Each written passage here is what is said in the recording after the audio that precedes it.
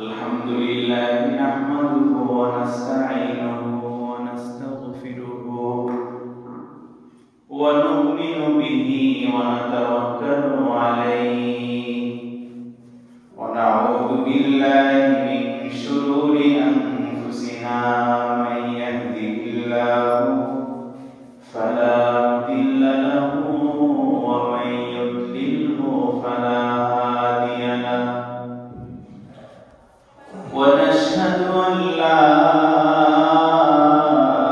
إله إلا الله وحده لا شريك له ونشهد أن سيدنا ومولانا محمدا عبده ورسوله أرسله تعالى بالحق بشيرا ونذيرا وداعيا إلى الله بإذنه وسراجا وقمرا منيرا فقد قال الله سبحانه وتعالى في كلامه المجيد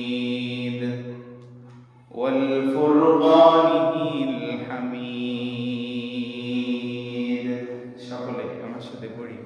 أعوذ بالله من الشيطان الرجيم بسم الله الرحمن الرحيم ألف لام ميم ذلك الكتاب لا ريب فيه هدى للمتقين صدق الله مولانا العظيم وصدق رسوله النبي الأمي الكريم ونحن على ذلك من الشاهدين والشاكرين والحمد لله رب العالمين إن الله وملائكته يصلون على النبي يا أيها الذين آمنوا صلوا عليه وسلموا تسليما اللهم صل على سيدنا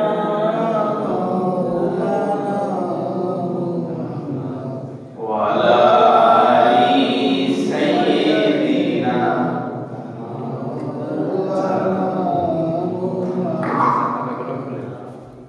اللهم صل على سيدنا مولانا محمد وعلى آل سيدنا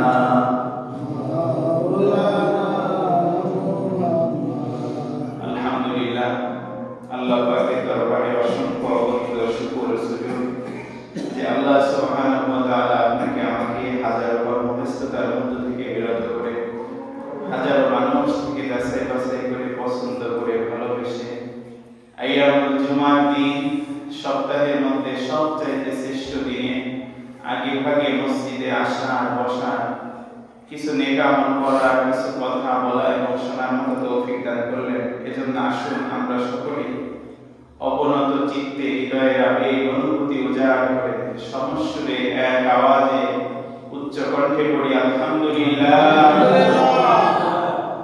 লাখো কোটি দুরূদ এবং সালাম আল্লাহর সৃষ্টির প্রধান আকর্ষণ সাইয়্যিদুল মুরসালিন ইমামুল মুরসালিন রাহমাতুল লিল আলামিন শাফিউল মুযনিবিন শাফি মাশার আকাল আমদা হাবিব কিবরিয়া জনাব মুহাম্মদুর রাসূলুল্লাহ সাল্লাল্লাহু আলাইহি ওয়াসাল্লাম আমি আপনাদের সামনে কোরআনে হাকিমে 2 নম্বর সূরা সূরা আল বাকারা এর 2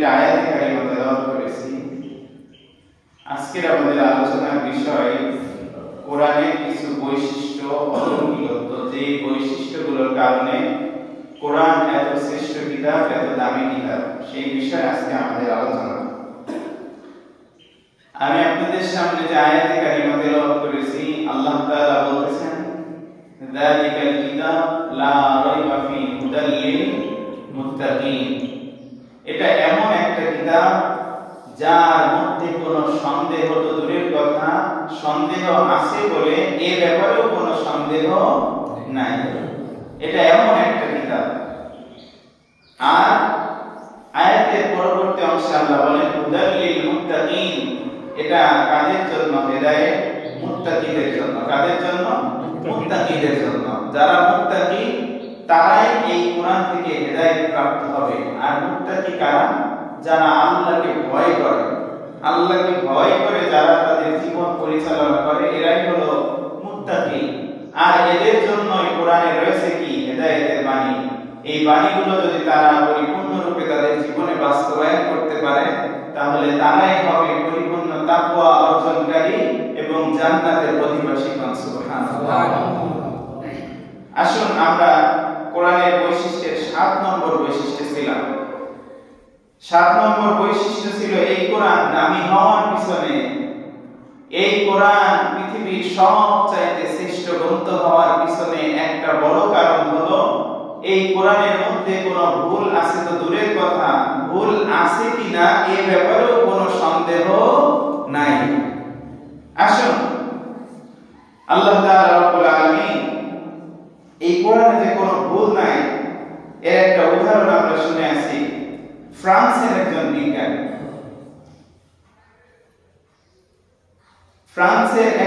বিজ্ঞানী, তার নাম হলো ডক্টর মরিস বুকাইলি। নাম কি? Morris Bucaille. এই লোকটা একজন বড় সায়েন্টিস্ট, একজন বিজ্ঞানী। তিনি ফিরআউনের লাশ গবেষণা করার জন্য মিশরের বাদশার কাছে চিঠি লিখলেন যে আপনি দয়া করে ফিরআউন, যাকে আমরা রব হিসেবে মানি বা আমাদের পূর্ববর্তীরা মেনেছে, আমরা তার লাশটা আদৌ কি সঠিক কিনা একটু গবেষণা করে দেখতে চাই, তার লাশটা একটু আমাদের কাছে দয়া করে দিবেন। মিশরের রাজধানী কায়রো থেকে ফ্রান্সের রাজধানীতে পাঠানো হলো ফিরআউনের লাশকে। পাঠানোর পরে একটা টিম গঠন করা হলো, যে টিম এই ফিরআউনের লাশ নিয়ে গবেষণা করবে। আর এই টিমের প্রধান ছিল ডক্টর মরিস বুকাইলি। তার নাম কি? Doctor Morris Bucaille. তিনি এই লাশটা নিয়ে গবেষণা করলেন। গবেষণা করে তিনি দেখতে পেলেন যে এই লাশের মধ্যে কিছু লবণের ছিটা পাওয়া যায়। কিসের ছিটা? লবণের ছিটা, কিছু লবণাক্ত কিছু পাওয়া যায়। তো উনি বলতেছে এই লাশের মধ্যে কিছু লবণের অংশ আছে, এই লাশটা সম্ভবত সমুদ্রে ডুবে মারা গেছে। কি বলছে? সম্ভবত। আর মুসলমান একজন ব্যক্তি, তিনি তাকে ডক্টর মরিস বুকাইলি তাকে গিয়ে বলতেছে, আপনারা যে লাশ গবেষণা করে দেখলেন যে এই লাশের মধ্যে লবণের ছিটা পাওয়া যায় বা সমুদ্রে মারা গেছে বলে আপনারা ধারণা করতেছেন, আর এই লাশকে আল্লাহ তাআলা রব্বুল আলামিন নিদর্শন হিসেবে মুসা আলাইহিস সালামের সময় খোদা দাবি করেছিল, আর একে আল্লাহ রব্বুল আলামিন সমুদ্রে ডুবেই মৃত্যুবরণ করিয়েছে। সমুদ্র থেকে অনেক বছর পরে এই লাশকে তুলে মিশরের জাদুঘরে রাখা হয়েছে। এইটা আমাদের কোরআনের মধ্যে বলা আছে। সুবহানাল্লাহ। সূরা ইউনূসের মধ্যে আসছে। বিজ্ঞানী অবাক হয়ে গেল, কি আমরা এত কষ্ট করে গবেষণা করে এরপরে বের করলাম যে এই লাশটা সমুদ্র থেকে বের হয়েছে, আর তোমরা কোন বইয়ের কথা বলতেছো? 1500 বছর আগে বা 1450 বছর আগে যে বই নাযিল হয়েছে, ওই বইয়ের মধ্যে এই কথা বলা আছে। এটা আদৌ কোনোদিন সঠিক বই হতে পারে না, এর মধ্যে আরো কোনো ভুলভাল কথা আছে। আমি একটু এই বইটা পড়তে চাই, পড়ে দেখতে চাই, আর এই ভুলগুলো ধরতে চাই। কিসের ভুল? কোরআনের ভুল আমি বের করতে চাই, ভুল ধরতে চাই। তিনি পড়া শুরু করলো। ইংরেজি ভাষায় তিনি পড়লেন, প্রথমে ফ্রান্সিস ভাষায় তিনি পড়লেন। পড়ার পরে দেখলেন যে না, এর মধ্যে কোনো ভুল তিনি পেলেন না। এরপরে মনে করলেন যে মনে হয় কোরআনটা আরবি ভাষায় নাযিল হয়েছে, আমি ফ্রান্সের ভাষায় পড়তেছি, এইজন্য ভুল ধরতে পারতেছি না। এবার আমি কোরআনটা ইংরেজি ভাষায় তিনি একটা অনুবাদ করলেন। ইংরেজি পড়া শেষ, শুরু থেকে শেষ পর্যন্ত তিনি পড়ে ফেললেন। কোনো ভুল ধরতে পারলেন না।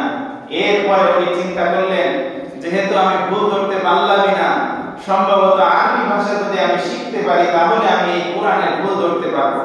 উনি এবার সৌদি আরব চলে গেলেন, বা সৌদি আরবের বড় বড় শায়েখ যারা আছে তাদের থেকে কোরআনটা সুন্দরভাবে শিখলেন, আরবি ভাষা সুন্দর করে আয়ত্ত করলেন।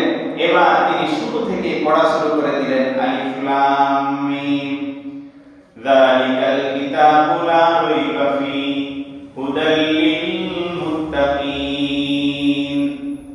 এক এক করে একটা সূরা, দুইটা সূরা, তিনটা সূরা, এরকম ভাবে সবগুলো সূরা তিনি শেষ করে ফেললেন, পড়ে শেষ করে ফেললেন। শেষ পর্যন্ত তিনি কোরআনের মধ্য থেকে একটা ভুলও বের করতে পারলেন না। সুবহানাল্লাহ।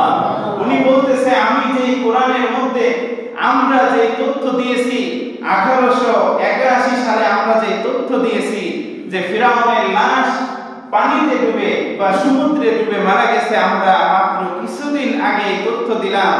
আর যেই কোরআনের মধ্যে 1400 বছর আগে, সেই সময় কোনো বিজ্ঞান ছিল না, বিজ্ঞানের কোনো অগ্রযাত্রা, কোনো উন্নতি ছিল না, এই সময়ে একটা বইয়ের মধ্যে যদি এই কথা লেখা থাকতে পারে, এটা আদৌ কোনো মানুষের লেখা কিতাব নয়, এটা স্বয়ং আল্লাহ পাকের লেখা কিতাব। সুবহানাল্লাহ। ডক্টর মরিস বুকাইলি বললেন, আমি এখনই সাথে সাথে আমি কালেমা পড়ে মুসলমান হয়ে গেলাম। সুবহানাল্লাহ। এত বড় একজন বিজ্ঞানী, তিনি মুসলমান হয়ে গেলেন। তিনি একটা বইও লিখেছেন, বাইবেল, কোরআন ও বিজ্ঞান। আমার কাছে বইটা আছে, অনেক সুন্দর লাগছে পড়ে। তাহলে ইনি মুসলমান হয়ে গেলেন। শুধু এই বিজ্ঞানী নয়, আরো অনেক বিজ্ঞানী তারা এই কোরআন পড়ে পড়ে মুসলমান হয়েছে। চলেন আমরা কোরআনে, তাহলে আমরা যদি কেউ একজন এত বড় একজন বিজ্ঞানী, তিনি এই কোরআন পড়ে কোরআন শিখে, আমাদের মধ্যে এরকম বাংলা পড়ে ভুল ধরা কোন ঠিক না। আমাদের সমাজে কিছু মানুষ আছে, তারা তাদের ওইটাকে বাস্তবায়ন করার জন্য, মানে তাদের খারাপ কাজকে বাস্তবায়ন করার জন্য কোরআনের বাংলা অনুবাদ করে কোরআনের ভুল ধরতে আছে কি না? তিনি আরবি শিখলেন, এত কষ্ট করার পরেও তিনি একটা ভুল ধরতে পারলেন না। কোথায় পোশাক করে কুলুপ ধরে না, সেও আসে কোরআনের ভুল ধরতে, ইসলামের ভুল ধরতে, আছে না নাই? চলেন আমরা এবার কোরআনের 8 নম্বর বৈশিষ্ট্য, আমরা 7 নম্বর বৈশিষ্ট্য শুনলাম। এই কোরআনের মধ্যে কোনো প্রকার, কোনো ধরনের কোনো ভুল নাই। আসুন এবার আমরা 8 নম্বর বৈশিষ্ট্যে যাই। এই কোরআনের সাথে বিজ্ঞানের কোনো দ্বন্দ্ব নাই। কিসের দ্বন্দ্ব নাই? বিজ্ঞানের কোনো দ্বন্দ্ব নাই। আজকে বিজ্ঞানের যে অগ্রযাত্রা, বিজ্ঞান যত দূর পর্যন্ত আজকে এগিয়েছে, অনেক দূর পর্যন্ত এগিয়েছে, মহাকাশে তারা স্যাটেলাইট পর্যন্ত পাঠিয়ে ফেলেছে, ঠিক না? কিন্তু দেখেন আজকে পৃথিবীর এই যে বর্তমান সময়ে বিজ্ঞান যে তথ্যগুলো আমাদেরকে দিচ্ছে, এই তথ্যগুলো আমরা একটু গবেষণা করলে দেখতে পাই, বিজ্ঞান যে তথ্য আমাদেরকে বর্তমানে দিচ্ছে, এই তথ্য আল্লাহ তাআলা কোরআনের মধ্যে আরো 1400 বছর আগে, 1450 বছর আগে দিয়ে দিয়েছে। সুবহানাল্লাহ। চলেন আমরা একটা একটা করে উদাহরণ শুনি যে কিভাবে বিজ্ঞানের সাথে কোরআনের কোনো দ্বন্দ্ব নাই। আর বিজ্ঞান যে তথ্য বর্তমান সময়ে দিচ্ছে, এই তথ্য আল্লাহ তাআলা কোরআনের মধ্যে আরো 1450 বছর আগে দিয়ে দিয়েছে। আমরা একটা থিওরি, বিজ্ঞানের থিওরি আছে, বিগ ব্যাং থিওরি। এই পৃথিবীটা, এই মহাবিশ্বটা কিভাবে সৃষ্টি হলো, এই পৃথিবী, এই মহাবিশ্ব কিভাবে সৃষ্টি হলো, এত গ্রহ, নক্ষত্র, তারকারাজি, চাঁদ, সূর্য, এই সবগুলো কিভাবে সৃষ্টি হলো, বিজ্ঞান এই তথ্য কবে দিয়েছে? মাত্র কয়েকশো বছর আগে এই বিজ্ঞান এই তথ্য আমাদের সামনে তুলে ধরেছে, বিগ ব্যাং থিওরি। অথচ আমার আল্লাহ রাব্বুল আলামিন এই বিগ ব্যাং থিওরির কথা আজ নয়, কাল নয়, বা 1-2 বছর আগে নয়, আজ থেকে প্রায় 1500 বছর আগে এই থিওরি আল্লাহ তাআলা কোরআনের মধ্যে উল্লেখ করেছেন। সুবহানাল্লাহ। আমার আল্লাহ বলেন সূরা আম্বিয়ার 30 নম্বর আয়াতে আল্লাহ ডাক দিয়ে বলেন, আওয়ালাম ইয়ারাল্লাযীনা কাফারু আন্নাস সামাওয়াতি ওয়াল আরদা কানাতা রাতকান ফাফাতাকনাহুমা। আমার আল্লাহ ডাক দিয়ে বলেন, অবিশ্বাসীরা কি দেখে না আকাশ আর জমিন সবকিছু একত্রিত অবস্থায় ছিল? কেমন অবস্থায়? একত্রিত অবস্থায় ছিল। আমি আল্লাহ রাব্বুল আলামিন আমার ক্ষমতা বলে এদেরকে আমি এক এক করে আলাদা করে দিলাম। সুবহানাল্লাহ। কি করে দিলাম? আলাদা করে দিলাম। কোন সিস্টেমে আলাদা করলেন? কোরআনে কারীমের 41 নম্বর সূরা হামিম আস-সাজদার 11 নম্বর আয়াতে আল্লাহ বলেন, সুম্মাস্তাওয়া ইলাস সামাই ওয়া হিয়া দুখানুন ফাকালা লাহা ওয়া লিল আরদি ইতিয়া তাওআন আও কারহা ক্বালাতা আতাইনা তাইঈন। কোন কিছু যখন বিস্ফোরণ হয়, আমার আল্লাহ ডাক দিয়ে বললেন, এই আকাশ সমূহ, পৃথিবী, গ্রহ, নক্ষত্র, চন্দ্র, তারকারাজি সব একসাথে ছিল। আমার আল্লাহ রাব্বুল আলামিন একটা বিস্ফোরণ ঘটালেন। বিস্ফোরণ ঘটার পরে ওই জায়গায় কি ধোঁয়ার সৃষ্টি হয় কিনা? কোন কিছু বিস্ফোরণ হলে ধোঁয়া হয় কিনা? আল্লাহ এই কথাই বললেন, সুম্মাস্তাওয়া ইলাস সামাই ওয়া হিয়া দুখান। এই দুখান মানে হচ্ছে ধোঁয়া। দুখান অর্থ কি? ধোঁয়া। এই দুখান নামে কোরআনে কারীমে একটা সূরা আছে, সূরাতুদ দুখান, মানে ধোঁয়ার সূরা, ধোঁয়া। আল্লাহ বললেন, অতঃপর তিনি আকাশের দিকে মনোনিবেশ করে বললেন, আকাশ যখন ধূম্রজাল অবস্থায় ছিল, ধোঁয়ার মধ্যে ছিল, আল্লাহ আকাশকে মনোনীত করে বললেন, তোমরা আল্লাহর প্রতি বিশ্বাস রেখে, আল্লাহর প্রতি আস্থা রেখে তোমরা নিজ নিজ জায়গায় তোমরা চলে যাও। তোমরা নিজের জায়গায় চলে যাও। আকাশ আর পৃথিবী শুধু তাই নয়, চন্দ্র, তারকারাজি সবাই সেদিন একেবারে মস্তকটা অবনীত করে তারা বলল, আর তারা তখন ডাক দিয়ে বলল, ক্বালাতা আতাইনা তাইঈন। আল্লাহ আপনার অনুমতিতে, আপনার আদেশ পালনার্থে আমরা আমাদের নিজ নিজ জায়গায় চলে গেলাম। সুবহানাল্লাহ। এই আকাশ, পৃথিবী, তারকারাজি সব কিছু একসাথে ছিল। একটা বিশাল একটা বিস্ফোরণ ঘটার পরে এই তারকারাজি, পৃথিবী সব কিছু যার যার জায়গায় এসে গিয়ে সেট হয়ে গিয়েছে। এই থিওরির নাম বিজ্ঞানীরা দিয়েছে বিগ ব্যাং থিওরি। যে থিওরির কথা মাত্র কয়েকশো বছর আগে বিজ্ঞানীরা দিয়েছে, কিন্তু আমার আল্লাহ রাব্বুল আলামিন এই থিওরির কথা আজ থেকে প্রায় ১৫০০ বছর আগে কোরআনের মধ্যে দিয়েছে। সুবহানাল্লাহ। তাহলে বিজ্ঞানের সাথে এই কোরআনের কোনো দ্বন্দ্ব নাই। বিজ্ঞানের সাথে কোরআনের কোনো দ্বন্দ্ব নাই। 1979 সালে, কত সালে? 1979 সালে রিয়াদের একটা কনফারেন্স ছিল। এই কনফারেন্সে আমেরিকার একজন বিজ্ঞানী, তার নাম ছিল বালমার, তিনি যখন এই বিগ ব্যাং থিওরির কথা বলতেছিলেন, তখন পিছন থেকে একজন দাঁড়ায় বলতেছে, আপনারা যে থিওরির কথা 1979 সালে, মাত্র কত 50-60 বছর আগে হবে, 1979 সালে এসে আপনারা যে তথ্য দিয়েছেন, এই তথ্য আমার আল্লাহ আজ থেকে ১৫০০ বছর আগে কোরআনে দিয়েছে।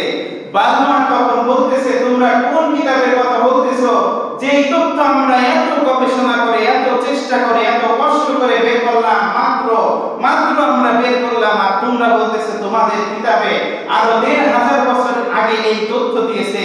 তাহলে আমি এই কনফারেন্সের মধ্যে বলতে চাই, তোমরা যে কিতাবের কথা বলতেছো, ওই সময় তো কোনো বিজ্ঞান ছিল না, বিজ্ঞানের অগ্রযাত্রা ছিল না।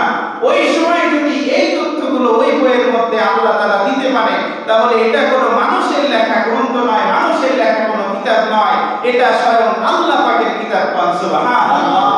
1979 সালে বিজ্ঞানী বালমার ওই কনফারেন্সের মধ্যে দাঁড়ায় সবাইকে সাক্ষী রেখে সবার সামনে কালেমা পড়ে মুসলমান হয়ে গেছে। সুবহানাল্লাহ। তাহলে বিজ্ঞানের সাথে কোরআনের কোনো দ্বন্দ্ব নাই। এবার আসেন, সূর্য, চন্দ্র, পৃথিবী, এইগুলো তো যা যা নির্ধারিত কক্ষপথ দ্বারা ঘুরতেছে। বিজ্ঞানীরা এই তথ্য মাত্র 1512 সালে, কত সালে? সঠিকভাবে এই তথ্য বিজ্ঞানীরা দিতে পেরেছে 1512 সালে। কত সালে? 1512 সালে। এর আগে সর্বপ্রথম যে বিজ্ঞানী, তার নাম হলো টলেমি। বিজ্ঞানী প্রথম টলেমি, তিনি ঘোষণা দিল যে পৃথিবীকে কেন্দ্র করে সূর্য ঘোরে। কি ঘোরে? পৃথিবীকে কেন্দ্র করে সূর্য ঘোরে। এরপরে 1512 সালে নিকোলাস কোপারনিকাস, তিনি এই পৃথিবী আর সূর্য, এই তারকারাজি চন্দ্র এর উপর গবেষণা করে বলতেছে এতদিন তোমাদেরকে কলেমে যা বলেছে সব ভুল বলেছে, সব ভুয়া। কারণ আমি গবেষণা করে দেখলাম শুধু পৃথিবী নয়, পৃথিবী তার নির্ধারিত কক্ষপথে ঘুরতেছে, চাঁদ তার নির্ধারিত কক্ষপথে ঘুরতেছে, সূর্য তার নির্দিষ্ট কক্ষপথে নির্ধারিত কক্ষপথে ঘুরতেছে। এটাই হলো আসল তথ্য। বিজ্ঞানী টলেমি তোমাদেরকে এতদিন যা বলেছে যে পৃথিবী স্থির, পৃথিবী তার জায়গা মতো আছে আর এই পৃথিবীকে কেন্দ্র করে সূর্য ঘুরতেছে, এই তথ্য একেবারে ভুল। তাহলে বিজ্ঞানী এই নিকোলাস তিনি কত সালে এই তথ্য দিলেন? 1512 সালে। কত সালে? 1512 সালে। অথচ আমার আল্লাহ রাব্বুল আলামিন কোরআনে কারীমের সূরা ইয়াসিনের 38 থেকে 40 নম্বর আয়াতে ডাক দিয়ে বলতেছেন ওয়াশ-শামসু তাজরি লিমুস্তাকাররিল লাহা যালিকা তাকদীরুল আজিজিল আলীম ওয়াল কমারা কদ্দারনাহু মানাজিলা হাত্তা আলা কাল উরজুনিল কদীম। আল্লাহু আকবার। আমার আল্লাহ ডাক দিয়ে বলতেছেন ওয়াশ-শামসু তাজরি লিমুস্তাকাররিল লাহা, সূর্য তার নির্ধারিত কক্ষপথে ঘুরতেছে। কি? সূর্য তার নির্ধারিত কক্ষপথে ঘুরতেছে।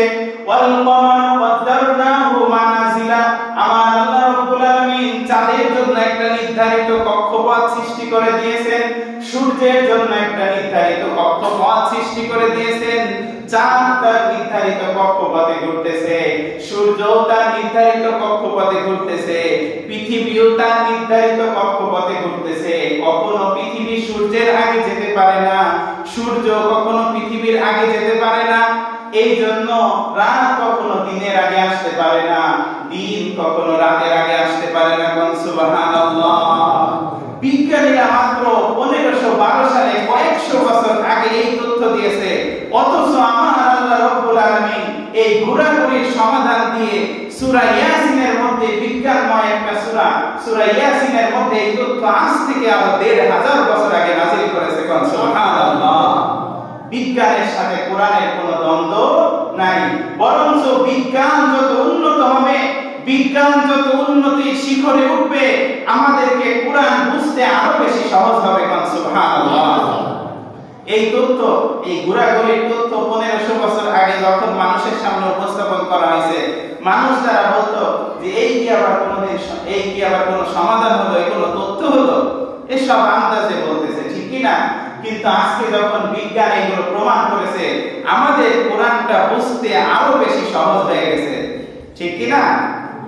আসুন এরপরে আমরা যে এই যে ফিঙ্গারপ্রিন্ট, আমরা যে টিপসই দিই বা সিম কেনার সময় যে ফিঙ্গারপ্রিন্ট ব্যবহার করে আমরা সিম কিনি, এই তথ্য বিজ্ঞানী কত বছর আগে দিয়েছে দেখেন। 1856 সালে উইলিয়াম হার্শল মানব দেহের উপর গবেষণা করে তিনি একটা গবেষণা করলেন যে পৃথিবীতে যত মানুষ আছে প্রত্যেকটা মানুষের এই ফিঙ্গারপ্রিন্ট, এই হাতের এইখানে একটা এই যে দাগ আছে, সারি সারি দাগ আছে, এই দাগ ফিঙ্গারপ্রিন্ট পৃথিবীর কোনো মানুষের সাথে কোনো মানুষের মিল নাই। সুবহানাল্লাহ। বিজ্ঞানীরা এই তথ্য মাত্র কত বছর আগে দিয়েছে? 1856 সালে, মাত্র কয়েকশো বছর আগে এই তথ্য দিয়েছে। কিন্তু আমার আল্লাহ এই তথ্য কোরআনের মধ্যে আজ থেকে আরো 1500 বছর আগে জানিয়েছেন। কোরআনে কারীমের 75 নম্বর সূরা, সূরা কিয়ামানের 3 এবং 4 নম্বর আয়াতে আল্লাহ বললেন আয়াহসাবুল ইনসানু আল্লান নাজমা'a ইদামা বালা কাদিরিনা আলা আন নুসাউইয়া বানানা। আল্লাহু আকবার। মানুষ কি মনে করে যে আমি তাদেরকে অস্তিত্ব, তাদের অবস্থিত তাদেরকে আমি কিভাবে একত্র করব?